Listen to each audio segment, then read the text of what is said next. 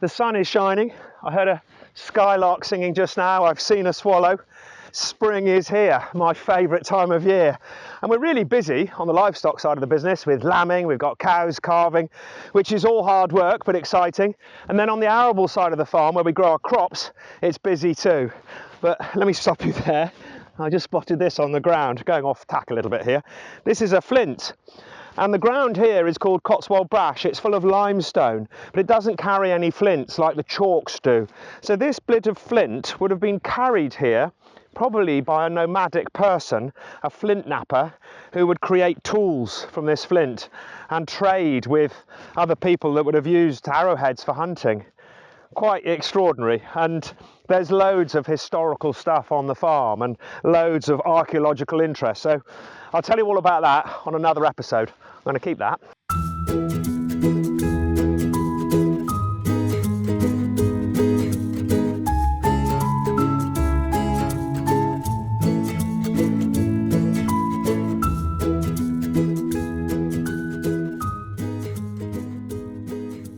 On this farm, we've got about 150 acres that we needed to prepare for spring planting. So some of our crops are autumn planted, so planted in the autumn, and some of them in the spring.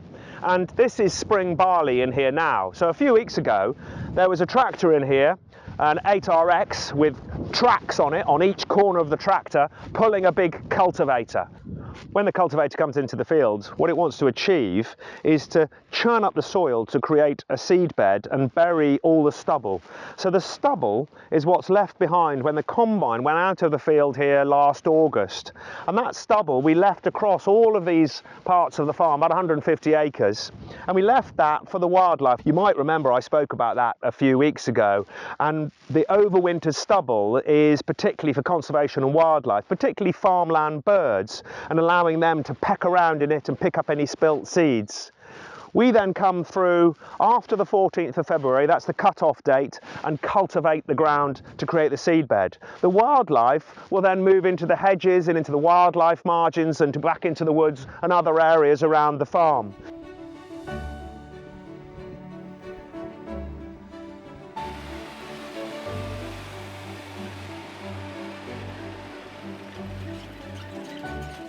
When the cultivator came through, the ground was coming up quite cloddy, which means it comes up in big wet lumps. And to create a seed bed to plant the barley into, you really want it quite fine and crumbly. So it looked like it could have been a bit of a disaster, but actually Martin, our arable manager, left it for a few days, it dried out, we went through with a press, which is a machine just breaks up those clods, and then came through with the drill, which also has a sort of cultivation action on it, breaking down the soil. And so looking across the field now, it's now quite crumbly, it's a perfect seed bed, it's nice and level, and the barley is growing very well.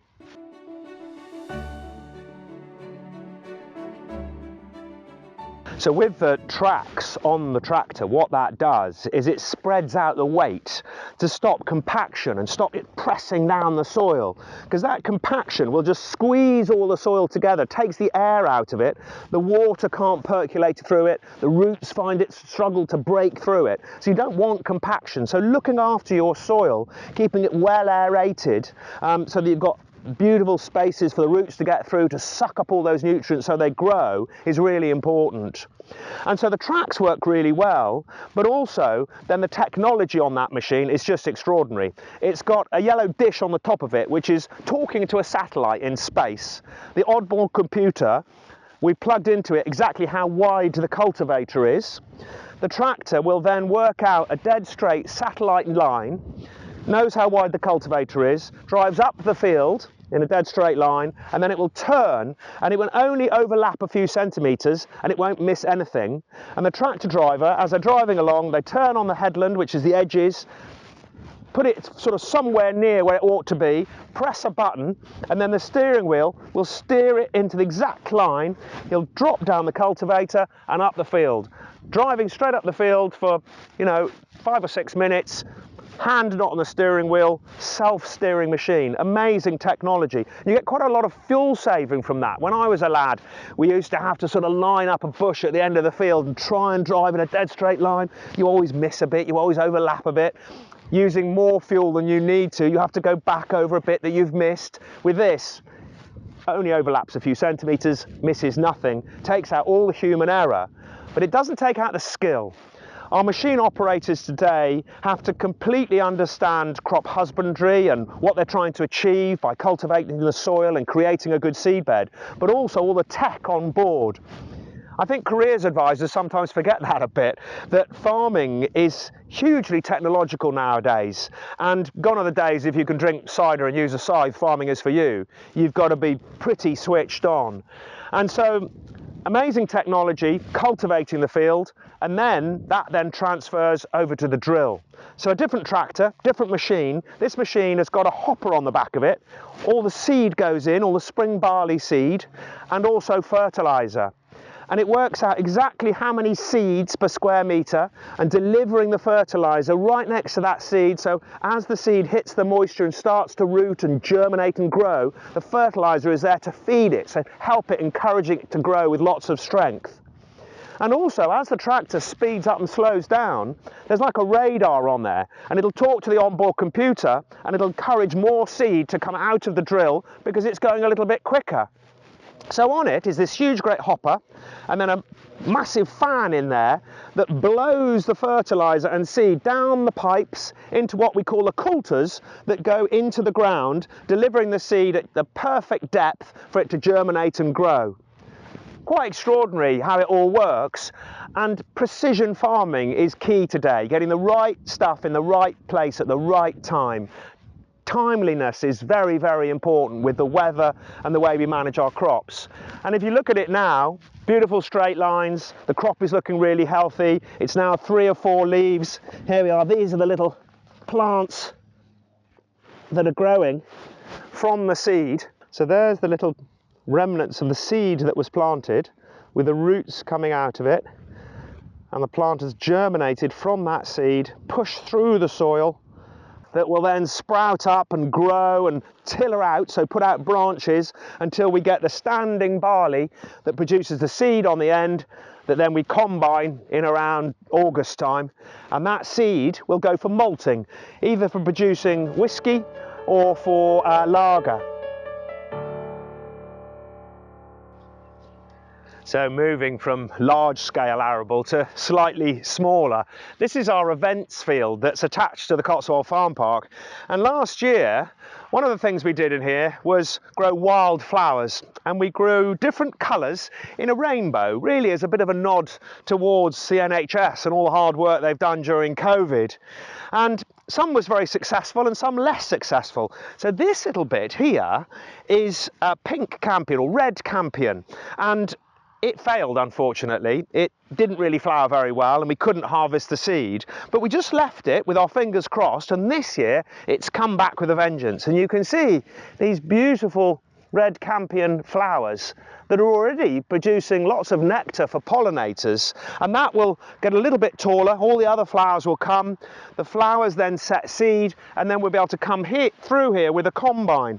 And we work with a company called Bright Seeds, and what Bright Seeds do is they put wildflower plots on various farms around the country to suit the soil type in that area. So what we've got here is Cotswold Brash, quite light land that's got lots of limestone in it, and these flowers are very well suited.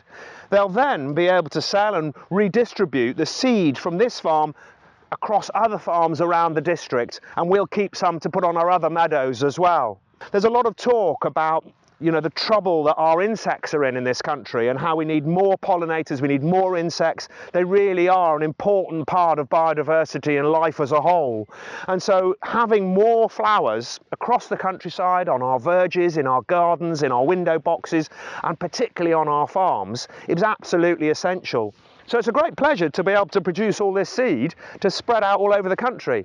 And then in the plots across the way there, we've got a much smaller tractor than our big John Deeres with a much smaller drill, planting even more flower seed. So we can go and take a look at that.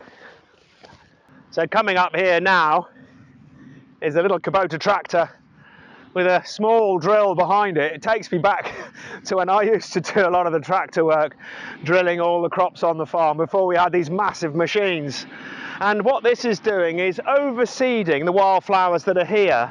And just those coulters are pulling into the soil, just very much at the surface of the soil, because the wildflowers don't need to go in as deep as the barley, just tickles along the surface.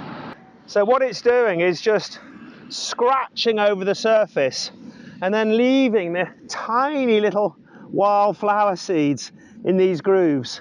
And hopefully over the next day or two, we'll get some rain and then it will start to germinate in amongst these other wildflowers that are already here. And what we're doing this year, which is really exciting, we've got other plots over here where we have potatoes and sunflowers, but first of all what we're doing is putting in some wildflower mixes that are for picking.